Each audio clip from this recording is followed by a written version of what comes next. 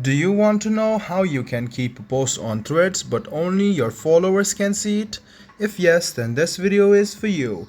Hello and welcome to One Two Step. It's your host back again with yet another interesting tutorial video. In this video, I'm going to teach you how you can keep posts in Threads and only your followers can see your threads. Go ahead and open Threads, which is on your phone. Now what you need to do is click on your profile, which is on the bottom right hand corner. Click on this two-line icon and click on privacy. You can see the private profile option. Go ahead and enable it if it is disabled. Now if you are enabling public account, all of the people can see your threads after they search your name. But if you keep a post and you want your followers only to see it, go ahead and enable this private account, press OK, and then only your followers will be able to see your post which you updated on Threads.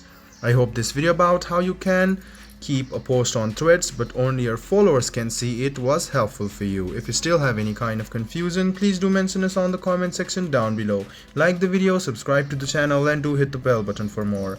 Hope to see you in the next video as well. Until then, goodbye, take care, and make sure you enjoy.